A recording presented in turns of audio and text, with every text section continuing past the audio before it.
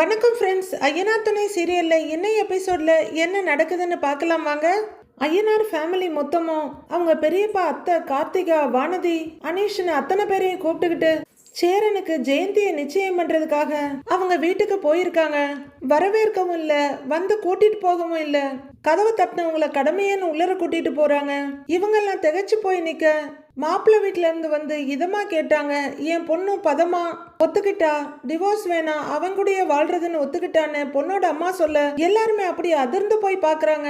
சோழன் தான் கொஞ்சம் சுதாரிச்சுக்கிட்டு, ஏங்க என்னங்க புதுசா கதை சொல்லிக்கிட்டு இருக்கீங்க, இதெல்லாம் யாருமே எங்க கிட்ட சொல்லவே இல்லையே, இவ்வளவு பெரிய விஷயத்த புரோக்கர் கிட்ட தான் சொல்லி அனுப்புவீங்களா, ஏன் உங்களுக்கு நேரா வந்து சொல்ல முடியாதா எங்க கிட்ட அப்படின்னு கேட்க, ஐயோ இவன் என்ன நம்மளை விட பெரிய சண்டைக்காரனா இருப்பான் போல இருக்கே அப்படின்னு ஜெயந்தியும் அவங்க அம்மாவும் பாக்குறாங்க.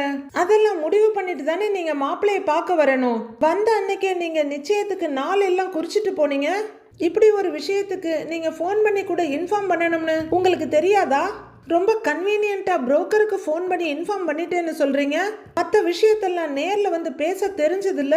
இந்த மாதிரி சென்சிட்டிவான விஷயத்தெல்லாம் நீங்க புரோக்கர் கிட்டயா சொல்லுவீங்க அப்படின்னு நிலாவும் நறுக்கு நறுக்குன்னு கேட்டு விடுறாங்க. நாங்க நிஜமாவே புரோக்கர் சொல்லியிருப்பாருன்னு தாம்மா நினைச்சோம் அப்படின்னு அவரு கூலா சொல்ல, பாண்டியனும் டென்ஷன் ஆயிடுறாரு. என்னங்க இது பித்தலாட்டமா இருக்கு, எதுக்கு இவ்வளவு டிராமா பண்ணிட்டு இருக்கீங்க, நீங்க சேர்ந்து வாழணும்னு முடிவு பண்ணாத முன்னாடியே பண்ண வேண்டியது தானே, எங்க அண்ணனை வச்சு அந்த குடும்பத்தை பயங்காட்டி நான் சேர்ந்துக்கலான்னு பிளான் பண்ணீங்களா, இந்த கருமத்துக்கு எங்க அண்ணனை யூஸ் பண்ணி தான் பண்ணுவீங்களோ அப்படின்னு கரெக்டா பாயிண்ட பிடிச்சி பாண்டியன் படக்கு படக்குன்னு கேக்குறாரு. எல்லாரும் என்னடாங்கிற மாதிரி பாத்துட்டு இருக்க, ஏங்க என் அண்ணனை தனியா மீட் பண்ணி பேசுனீங்க தானே, அண்ணன் நம்பர் உங்ககிட்ட இருக்குல்ல, அப்ப இந்த மாதிரி ஒரு விஷயம் நடந்துருச்சு, நிச்சயம் வேண்டான்னு போன் பண்ணி சொல்லிருக்க வேண்டியதுதானேங்கிறாரு பாண்டியன். மன்னிச்சிருங்க, தப்புதான், நான் அந்த வாழ்க்கை வேணான்ற முடிவுல தான் இருந்தேன். ஆனா பெரியவங்க எல்லாரும் கலந்து பேசி ஒரு முடிவு எடுத்துட்டாங்க, நான் அதுக்கு கட்டுப்பட வேண்டியதா போயிடுச்சு. நடந்த ஆர்கியூமெண்ட்ல நான் உங்ககிட்ட இன்ஃபார்ம் பண்ண மறந்துட்டேன், ரொம்ப சாரின்னு அந்த பொண்ணு ஜெயந்தியை கையெடுத்து கும்பிடுறாங்க. சோழன் சேரனை பாவமா பார்க்க பரிதாபமா உட்கார்ந்துருக்காரு. எல்லாரும் ரொம்பவே சங்கடமா ஒருத்தர் பார்த்துட்டு இருக்காங்க. இவங்க அண்ணன் வாழ்க்கைக்கு தான் ஆப்படிச்சிருக்காங்கன்னு பார்த்தா நம்ம வாழ்க்கைக்கு சேர்த்துல ஆப்படிக்கிறாங்க. வந்ததுக்கு 4 சாத்து சாத்திட்டு போலாமான்னு யோசிக்கிறாங்க வானதி. எல்லாருமே ரொம்ப சங்கடமா அமைதியா உட்கார்ந்துருக்க, ஏய் வா அப்படின்னு பெரியப்பா எழுந்திருக்க, கஸ்தூரி எழுந்திருக்கிறாங்க. பெரியப்பா அப்படின்னு சேரன் கையை பிடிக்க, டை விடுறா அப்படின்னு நடக்கிறவரு, ஏய் வா அப்படின்னு கார்த்திகாவை கூப்பிட, ஏய் வாடி வாடிங்கிறல்ல, எல்லாம் இவளாலதான், டேய் தள்ளுடா வீட்டுக்கு வா இருக்கு உனக்குன்னு கார்த்திகாவை ஒரு உரிமிட்டு நீரியான கஸ்தூரியும் காண்டாமிருகம் பெரியப்பாவும் அங்கிருந்து போறாங்க. ரொம்பவே சங்கடத்தோட கார்த்திகாவும் அங்கிருந்து போயிடுறாங்க. வெளியே வர்ற காண்டாமிருகம், ஐய என்ன கஸ்தூரி இது, என்ன குடும்பம் இது, டைவர்ஸ் ஆன பொண்ணுங்கிறாங்க, அப்புறம் புருஷனோட சமாதானமா பேசி பொண்ணா சேர போறோங்கிறாங்க. சோ இதுக்குதான் நான் உன்னை அவங்களோட சேர வேணான்னு சொன்னேன், நீ என்னைக்காவது என் பேச்ச கேக்குறியா, அவனுங்களே தரங்கெட்ட குடும்பம், இவனுங்க போய் இன்னொரு இடத்துல பொண்ணு கேக்குறானுங்க பாரு, இது அதை விட மோசமா இருக்கு. சே எனக்கு இங்க நிக்கவே ரொம்ப அசிங்கமா இருக்கு, நான் போய் காருக்குள்ள போய் உட்கார்றேன், நீ வா அப்படின்னு தங்கச்சி கிட்டையும் கார்த்திகா கிட்டையும் மாறி மாறி பொறுமி தள்ளிட்டு காண்டாமிருக பெரியப்பா வேன்ல ஏறுறாரு. கேட்டியாடி இந்த அவமானம்லாம் நமக்கு தேவையா அப்படின்னு நீரியான கஸ்தூரி கத்த, அம்மா நம்மளை பத்தியே யோசிக்கிறியே, அவங்கள பத்தியும் கொஞ்சம் யோசிமாங்கிறாங்க கார்த்திகா. அவங்களுக்குமே இது ஷாக்கா தானே இருக்கும், பாவமா அவங்க, நீ அவங்களையே திட்டிக்கிட்டு இருக்கிற, அவங்க மனநிலைய கொஞ்சம் யோசிச்சு பாருங்கிறாங்க கார்த்திகா. ஆமா பெரிய மனநிலை, ஒரு பொண்ணை கல்யாணம் பண்ணிக்கிறதுக்கு முன்னாடி அவ குடும்பத்தை பத்தி 4 பேர்கிட்ட விசாரிக்கணும்ல. நிச்சய புடவை கூட எடுக்காம வர்ற வழியில வண்டியை நிறுத்தி எடுத்தானுங்க பாரு, அப்பவே வண்டியை விட்டு இறங்கி இருக்கணும். இப்படி சுதாரிக்காம வந்ததுதான் நம்ம தப்பு, இவங்களை நம்பி வண்டியில ஏறணும்ல, இதெல்லாம் நமக்கு தேவைதான்னு நீரியான கஸ்தூரி கத்திக்கிட்டு இருக்க கார்த்திகா ரொம்ப சங்கடமா உள்ளரையும் அவங்க அம்மாவை மாறி மாறி பார்த்துட்டு இருக்காங்க. நல்ல வேலை மாப்பிள்ளை நம்ம கூட வரல, இந்த அசிங்கத்தெல்லாம் பார்த்திருந்தா இவங்க குடும்பத்தோட சேர்ந்து நம்மளையும் தப்பா நினைச்சிருப்பாருடி, வாடி வா வாடிங்கிறல்ல அப்படின்னு கையை பிடிச்சி இழுத்துட்டு வேன்ல ஏறுறாங்க கஸ்தூரி. இப்படி உட்காரு உட்காரு போ அப்படின்னு கார்த்திகாவை பின் சீட்டுக்கு தள்ளிவிட, அண்ணன் காண்டாமிருகமோ போன்னு கத்துறாரு. தங்கச்சி காண்டாமிருகம் அண்ணன் பக்கத்துல உட்கார, உள்ளர அந்த பொண்ணு ஜெயந்தி மறுபடியும் கையெடுத்து கும்பிட்டு மன்னிச்சிருங்க ப்ளீஸ்னு சொல்ல நடேசன் டென்ஷன் ஆயிடுறாரு. சும்மா நிறுத்துமா, பண்றதெல்லாம் பண்ணிட்டு கையெடுத்து கும்பிட்டுட்டா சரியா போயிடுமா, நினைச்சேன் நான் அப்பவே மாப்பிள்ளை வீட்டை பார்க்க பொண்ணும் சேர்ந்து வர்றப்பவே அப்பவே நினைச்சேன் இது நாசமா தான். போக போகுதுன்னு. ஆனா இவ்வளவு மோசமா நடப்பீங்கன்னு நான் நினைச்சு கூட பார்க்கல. இவ்வளவு பெரிய விஷயத்த நேர்ல கூட வந்து சொல்ல துப்பில்லாத குடும்பமா இது? தூ அப்படின்னு நடேசன் காரி துப்பிக்கிட்டு இருக்காரு. எல்லாருமே ரொம்ப சங்கடமா நின்றுட்டு உட்காந்துட்டு பார்த்துட்டு இருக்க. ஏண்டா நான் தான் சொன்னேன்ல இதெல்லாம் சரிப்பட்டு வராதுன்னு படிச்சு சொன்னேன்ல, கேட்டியா? பாரு பண்றதெல்லாம் பண்ணிட்டு ஒண்ணுமே தெரியாத மாதிரி உட்கார்ந்துருக்காங்க பாரு அப்படின்னு நடேசன் கத்த. பொண்ணோட அப்பா எழுந்து நின்று, ப்ளீஸ் இங்க இருந்து பிரச்சனை பண்ணாம கிளம்புங்கிறாரு. யோ, பிரச்சனை பண்ணா என்னையா பண்ணுவ? என்ன பண்ணுவ? அடிப்பியா? அடி பாக்குறேன், அடியா பாப்போம் அப்படின்னு நடேசன் எகிரிக்கிட்டு நிக்க. அப்பா அப்பா அப்பா அப்படின்னு சேரன் தடுத்துட்டு இருக்க. உட்ரா அப்படின்னு கையை எடுத்துக்கிட்டு, முதல்ல உன்னைய மண்டைய உடைக்கணும்யா, முழிக்கிறத பாரு, வெள்ளையும் சொல்லையுமா இதுக்கு தான் கிளம்பி வந்தோமா உன் சோக கதையை கேட்கறதுக்கு அப்படின்னு நடேசன் எகிரிக்கிட்டு இருக்க. அப்பா அப்பான்னு கூப்பிட்டுட்டு இருக்காரு சேரன். எப்படி தெரியுது அப்படின்னு அவரு கத்திட்டு இருக்க. அப்பா அப்பா வாங்கப்பா போவோன்னு கூப்பிட்டுட்டு இருக்காரு சேரன். ஏய், போக தாண்டா போறேன், இங்க என்ன இருந்து சோறா திங்க போறேன், வாடா, நல்ல இடம் பார்த்தீங்க அப்படின்னு துண்டை உதிரி தோல்ல போட்டுக்கிட்டு சேரனை விடாப்பிடியா கையை பிடிச்சி இழுத்துட்டு வெளியில வர்றாரு நடேசன். நிலாவும் வானதியும் தட்டை எடுத்துட்டு வர. கார்த்திகா கொண்டு வந்த தட்டு மட்டும் அங்கேயே இருக்கு. வேன் வீட்டுக்கு வர எல்லாரும் ரொம்பவும் சோகமும் அமைதியுமா உட்கார்ந்துருக்காங்க. கார்த்திகா சங்கடத்தோட பக்கத்துல உட்கார்ந்துருக்க. அம்மாவை அப்பப்ப பார்த்துட்டு இருக்காங்க. அண்ணே கவலைப்படாதண்ணே, பார்த்துக்கலான்னு பல்லவன் சொல்ல சேரன் நிஜமாவே ரொம்ப வருத்தத்துல உட்கார்ந்துருக்காரு. என்னமோ ஊருக்குள்ள பொண்ணே கிடைக்காத மாதிரி எங்கேயோ வந்து பொண்ணை பார்த்துருக்கானுங்க பாரு. வண்டியை பிடிச்சிக்கிட்டு வந்து அசிங்கப்பட்டது தான் மிச்சம். உங்களுக்கெல்லாம் இதெல்லாம் சாதாரணமா இருக்கலாம்டா, எங்களுக்கு இல்ல ரொம்ப அவமானமா இருக்கு அப்படின்னு காண்டாமிருகம் பெரியப்பா சொல்ல நிலாவும் வானதியும் சங்கடத்தோட ஒருத்தர் பார்த்துக்கிறாங்க. ஏன் சேரா, ரெண்டாவது கல்யாணம் பண்ணிக்கிற போற பொண்ணை கட்டிக்கிற அளவுக்கு இப்ப என்னடா ஆச்சு? ஏன் இனிமே உனக்கு வாழ்க்கையில கல்யாணமே ஆகாதுன்னு முடிவு பண்ணிட்டியா அப்படின்னு காண்டாமிருகம் டு கஸ்தூரி கேக்குறாங்க. ஏன் இவ்வளோ வாய் கிளிய பேசுறவ உன் பொண்ணை கொடுக்க வேண்டியது தானே அப்படின்னு நடேசன் கேட்க. அப்பாங்கிறாரு சேரன். உன் பொண்ணை கொடுத்திருந்தா இதெல்லாம் நடந்திருக்குமா அப்படின்னு நடேசன் கேட்க. அப்பா அப்படின்னு தவிப்பா கூப்பிட்டு இருக்காரு சேரன். நீ இப்ப அதை பத்தி எல்லாம் பேசிட்டு இருக்காத, அவ இப்ப கல்யாணமாகி சந்தோஷமா இருக்கா, எதுக்கு அவளை இழுத்துக்கிட்டு இருக்கிற? ஒரு நல்ல பொண்ணா பார்க்க துப்பு இல்ல, பட்டமான குடும்பமா பார்த்துட்டு இப்ப என்ன சொல்லி அசிங்கப்படுத்திட்டு இருக்கியா அப்படின்னு காண்டாமிருகம் டு கஸ்தூரி கேட்க. கேட்டியாடா, இந்த அவமானம்லாம் உனக்கு தேவையான கத்துறாரு நடேசன். பொண்ணு பார்த்தானா, பொண்ணு நல்ல பொண்ணு, புண்ணாக்கு பொண்ணு அப்படின்னு சேரனை நடேசன் திட்டிட்டு இருக்க. அனீஸ் அவரை பாவமா பார்த்துட்டு இருக்காரு. ஏய், ஏன்னா எனத்தோட தான் சேரும்னு பெரியவங்க சும்மாவா சொன்னாங்க?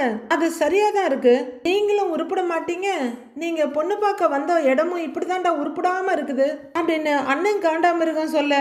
டேய், சொன்னேன்லடா அப்பவே இந்த சம்பந்தம்லாம் நமக்கு சரிப்பட்டு வராது, வேண்டாம்னு, பாத்தியாடா இப்ப சல்லி காசு பெறாதவன் எல்லாம் வந்து அட்வைஸ் பண்ணிட்டு இருக்கான் அப்படின்னு நடேசன் கத்த. ஏய், யாரை பார்த்து என்ன சொல்ற, பார் உன்னைய அப்படின்னு அண்ணன் காண்டாமிருகம் அவசரமா எழுந்து கத்துறாரு. நடேசனும் பதிலுக்கு கத்த. அண்ணன் உட்காருன்னு அப்படின்னு கஸ்தூரி காண்டாமிருகம் அவரை இழுத்து உட்கார வச்சிடுறாங்க. ஆளை பாரு, ஒரேடி ஆடுற, எழுந்து உட்காந்து கீழே மேல விழுந்து மூஞ்சி கிஞ்சி பேந்துற போகுது அப்படின்னு நடேசன் சொல்ல. இதோ இருக்காளே, இவளால வந்ததுன்னு கார்த்திகாவை ஒரு அடி அடிக்கிறாங்க அவங்க அம்மா.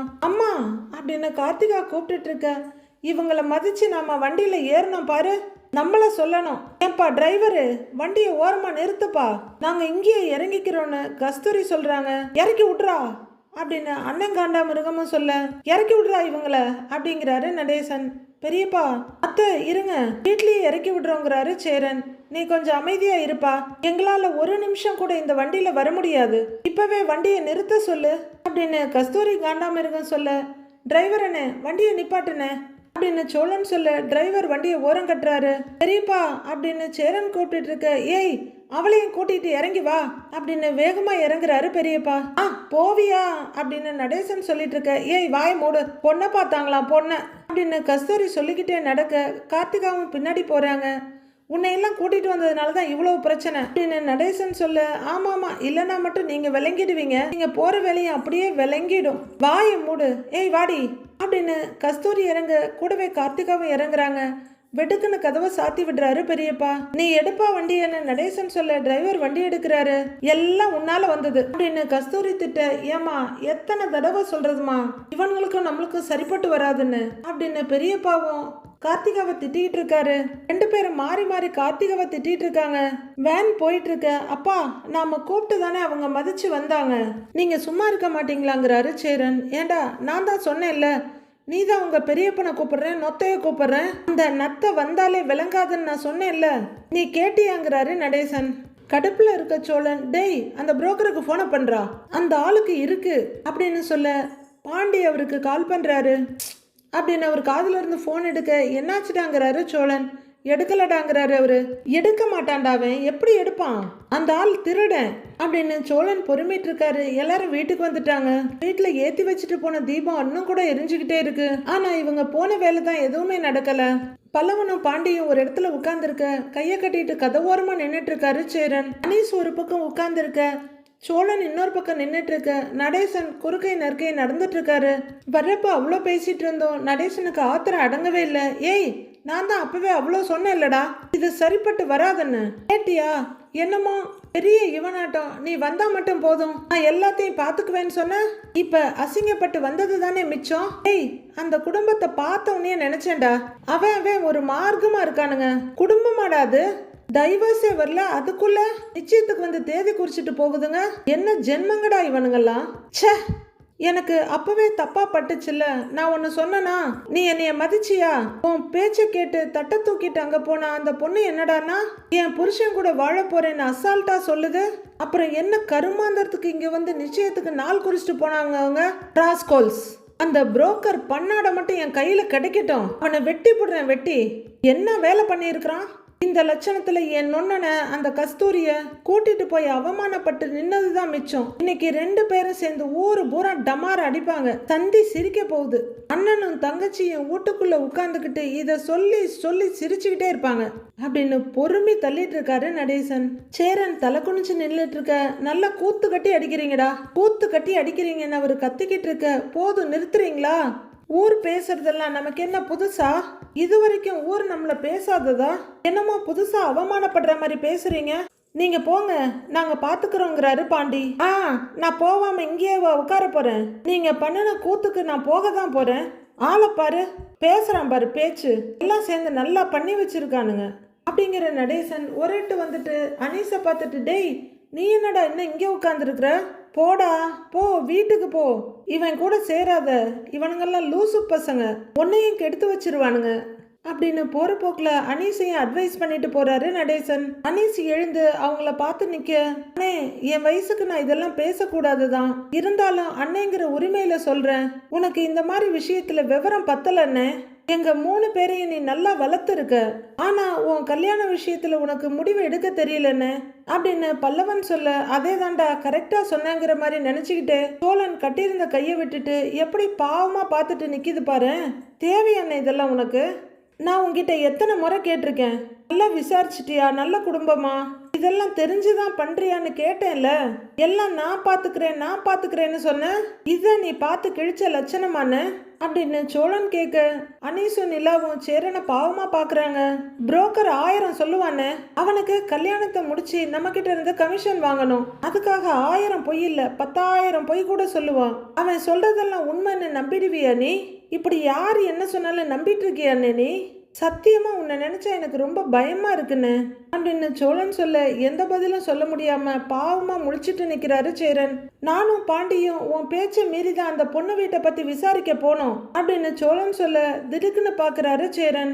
ஒருத்தவங்க கூட அந்த வீட்டை பத்தி நல்லதா சொல்லவே இல்லையே, அப்பவே நான் சுதாரிச்சிருக்கணும். நீ இவ்வளவு கான்பிடென்டா இருக்கிற, அந்த குடும்பத்தை பத்தி ஒரு கேள்வி கேட்டா கூட பதறிக்கிட்டு நல்லவங்கன்னு சொன்ன, சரி நீ எல்லாத்தையும் விசாரிச்சிருப்ப, கடைசி நிமிஷத்துல யாரோ 4 பேர் சொல்றதை கேட்டு முடிவு பண்ண வேண்டாம், அண்ணனை நம்புவோம் அப்படின்னு உன் பின்னாடி வந்தா, நீ அந்த குடும்பத்தை பத்தி விசாரிக்கவே இல்லைல்ல, அப்புறம் ஏன்னே அந்த குடும்பத்துக்கு அவ்வளவு சப்போர்ட் பண்ணி பேசுன அப்படின்னு சோழன் கேட்டுட்டு இருக்க, அண்ணே வேணும்னு இதெல்லாம் பண்ணலையே, பாவம் அவருக்கு எதுவுமே தெரியலங்கிறாங்க நிலா.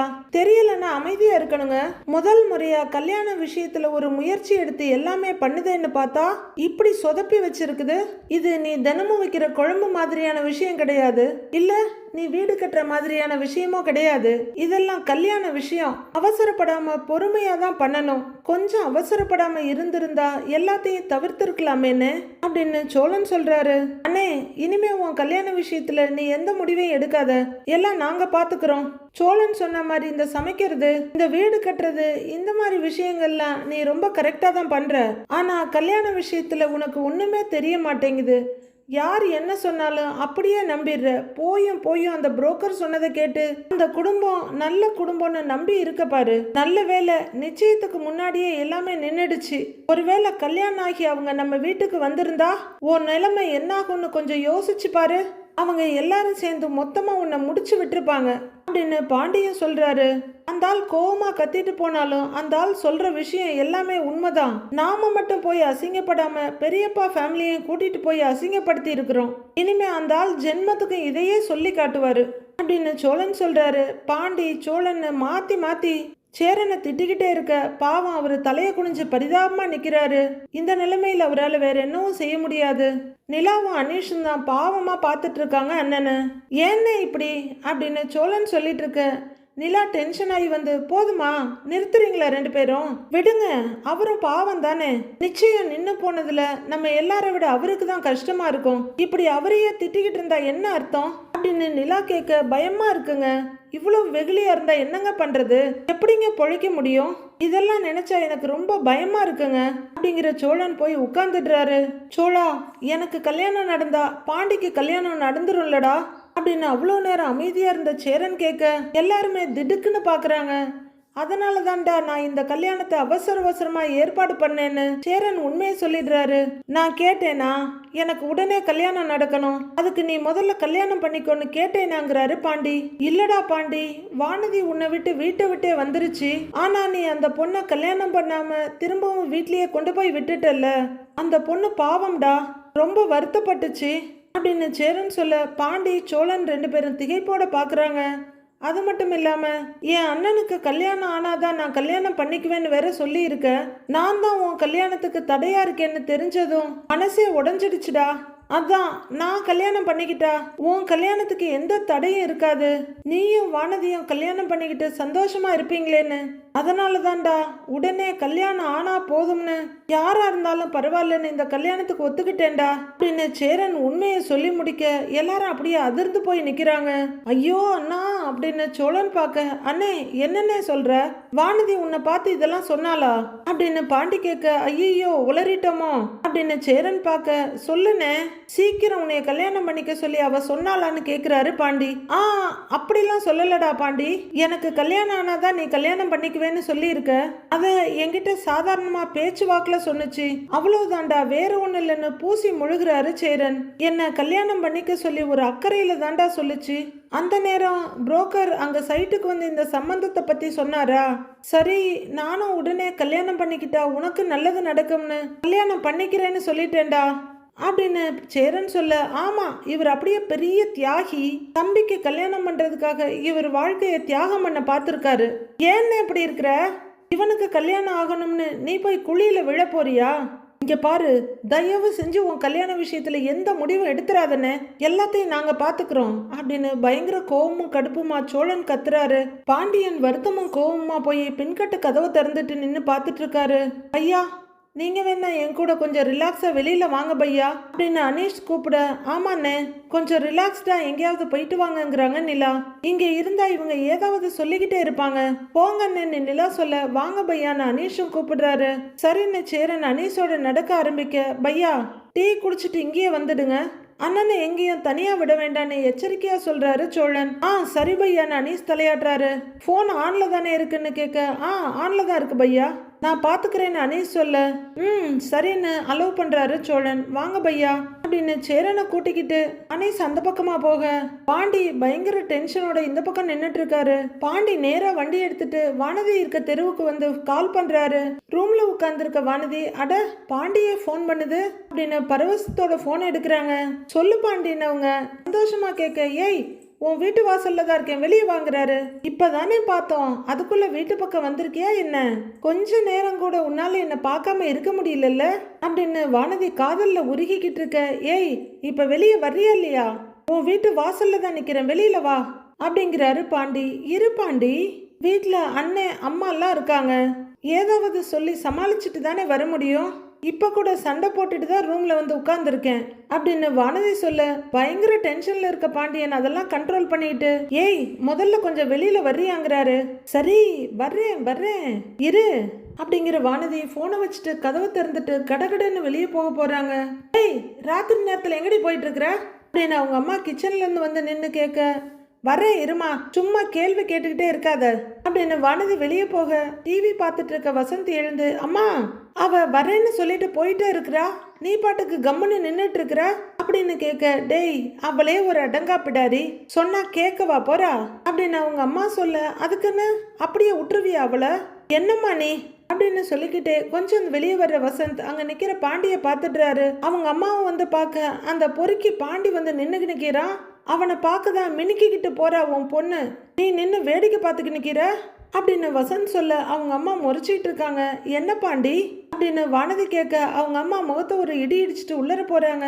இவளெல்லாம் முதல்ல கைய காலை உடைச்சு வீட்டுல உட்கார வைக்கணும் அப்படின்னு பொறுமைக்கிட்டே அவங்க அண்ணன் போய் மறுபடியும் சோஃபால உட்கார்றாரு. எல்லாம் என் தலையெழுத்து அப்படின்னு அவங்க அம்மா புலம்பிட்டு இருக்க, என்னம்மா நீ பாட்டுக்கு உள்ளர வந்துட்ட, உன் பொண்ணு அந்த பொறுக்கி கூட பேசினா பரவாயில்லையா உனக்கு அப்படின்னு வசந்த் அவங்க அம்மா கிட்ட கேட்க, டேய் அவ சொன்னா கேக்குறாளாடா அப்படின்னு கேட்க, அட போமா அப்படின்னு சலிப்போட திரும்புறாரு வசந்த். அதுங்களுக்குள்ள ஏதோ சண்டை அடிச்சுக்குதுங்கன்னு சொன்னல, என்னதான் நடக்குதுன்னு பாப்போமே, அவளெல்லாம் கொஞ்சம் விட்டு தான் பிடிக்கணும், எல்லாம் என் தலையெழுத்துன்னு தலையில அடிச்சுக்கிறாங்க அவங்க அம்மா, என்ன மாதிரி வேலையெல்லாம் பார்க்க வேண்டி இருக்கு பாரு ஷோ அப்படின்னு அவங்க அம்மா மறுபடியும் தலையில அடிச்சுக்க இவர் ஒரு ஷோன்னு சோஃபால வந்து உட்கார்ந்துடுறாரு. என் அண்ணன்கிட்ட நீ என்ன சொன்னு பாண்டி கேட்க, என்ன சொன்னேன் அப்படின்னு வானதி பதில் கேள்வி கேட்கிறாங்க. என் அண்ணன்கிட்ட நீ என்ன சொன்ன அப்படின்னு பாண்டி கேட்க, கோவமா இருக்கியா பாண்டிங்கிறாங்க வானதி. கொலை வெறியில இருக்கேன், முதல்ல கேட்கிற கேள்விக்கு பதில் சொல்லுங்கிறாரு பாண்டி. நேரா அண்ணனை பார்த்து எப்ப பேசினேன்னு அவரு கேட்க, இன்னைக்கு நிச்சயத்துல கூட பார்த்து பேசினேங்கிறாங்க வானதி. இன்னைக்கு இல்ல, இதுக்கு முன்னாடி அண்ணனை பார்த்து பேசுனியா இல்லையா அப்படின்னு பாண்டி கேட்க, எனக்கு ஒன்னும் புரியலையே பாண்டி அப்படின்னு வானதி சொல்ல, எங்க அண்ணனை பார்த்து உங்களுக்கு முதல்ல கல்யாணம் ஆனதா எங்களுக்கு கல்யாணம் ஆகும், அதனால சீக்கிரம் கல்யாணம் பண்ணுங்கன்னு சொன்னியா இல்லையா அப்படின்னு பாண்டி கேட்க, ஆமான்னு தலையாட்டுறாங்க வானதி. அது அது அப்படின்னு வானதி கொஞ்சம் தடுமாறிட்டு இருக்க, சொன்னியா இல்லையா, வாயை திறந்து பதில் சொல்லு அப்படின்னு பாண்டி கேட்க, ஆமாம் பாண்டி சொன்னேன் அப்படின்னு வானதி ஒத்துக்கிறாங்க. எதுக்கு அப்படி சொன்னேன்னு அவரு கத்த, நீ தானே பாண்டி சொன்ன முதல்ல உங்க அண்ணனுக்கு கல்யாணம் ஆனாதான் அப்புறம் தான் நம்ம கல்யாணம் பண்ணிக்க முடியும்னு சொன்னல, அது என் மண்டைக்குள்ள ஓடிக்கிட்டே இருந்தது.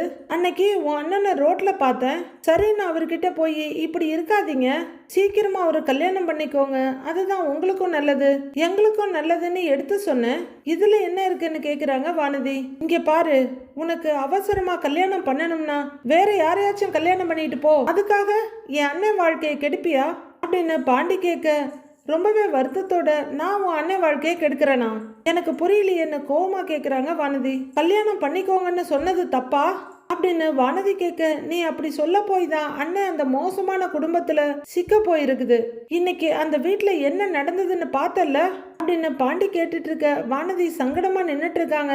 உள்ளர இருந்து வானதியோட அம்மாவும் அண்ணனும் இந்த ஆர்குமெண்ட் எல்லாம் கேட்டுக்கிட்டு இருக்காங்க. பாவம் எங்க அண்ணன், நம்மளால தம்பி வாழ்க்கை பாதிக்கப்படுதுன்னு புரோக்கரை வர சொல்லி எந்த பொண்ணா இருந்தாலும் பரவாயில்ல கல்யாணம் பண்ணிக்கிறேன்னு சொல்லி இருக்கு, அந்த ஆளு ஒரு மட்டமான இடத்துல அண்ணனை கோத்து விட பார்த்துருக்கான் அப்படின்னு பாண்டி சொல்லிட்டு இருக்கும் போதே பயங்கர எரிச்சலோட நிலப்படிக்கிட்ட வந்து பார்த்துட்டு நிக்கிறாரு வசந்த். அண்ணன் இப்படிலாம் பண்ற ஆளே கிடையாது தெரியுமா, நீ என் அண்ணனை பார்த்து பேசின பேச்சாலதான் அண்ணன் இப்படி ஒரு முடிவு எடுத்திருக்கு, எங்க அண்ணனை கல்யாணம் பண்ணிக்க சொல்றதுக்கு நீ யாரு சொல்லு அப்படின்னு பாண்டி கத்திட்டு இருக்க வானதி தலை குனிஞ்சு நின்னுட்டு இருக்காங்க. அவங்க அம்மாவும் அண்ணனும் வந்து நின்று வேடிக்கை பார்த்துட்டு இருக்காங்க. வானதி ரொம்ப சங்கடமா சுத்தி சுத்தி பாக்குறாங்க. அங்க என்ன பாக்குற, கேக்குற இல்ல பதில் சொல்லுன்னு கத்துறாரு பாண்டி. அங்க பாரு, உன் பொண்ண செம்ம கத்துறான், வெக்கமே இல்லாம அதுவும் வாங்கிக்கின்னு நிக்குது, நாம ஒரு வார்த்தை சொன்னா என்ன எகிர்றா, இப்ப பாரு அப்படியே பம்மிக்கு நிக்கிறா பாரு அப்படின்னு வசந்த் பொறாமையில பொங்கிட்டு இருக்காரு. டேய் நல்லா அடிச்சுக்கின்னு சாவட்டும்டா, அப்பதான் அவளுக்கு புத்தி வரும், சை அப்படின்னு அவங்க அம்மா வெறுப்பா மறுபடியும் உள்ளர போறாங்க. ப்ளீஸ் கத்தி பேசாத பாண்டி, எனக்கு ஒரு மாதிரியா இருக்கு பாண்டிங்கிறாங்க வானதி. கத்த கூடாதா, நீ பண்ணியிருக்க காரியத்தை நினைச்சா எனக்கு அப்படியே பத்திக்கிட்டு எரியுது. அன்னைக்கு நான் உன்னைய செல்ஃபிஷ்னு சொல்லிட்டேன்னு என்கிட்ட எவ்வளவு சண்டை போட்ட. இன்னைக்கு சொல்றேன், நிஜமாவே நீ ஒரு செல்ஃபிஷ் தான். உனக்கு உன்னை பத்தி மட்டும்தான் கவலைன்னு பாண்டி சொல்ல வானதிக்கும் கொஞ்சம் கோவம் வந்துடுது. பாண்டி, உனக்கு என் நிலைமை தெரியாது பாண்டிங்கிறாங்க வானதி. என்னடி நிலைமை? பெரிய நிலைமை.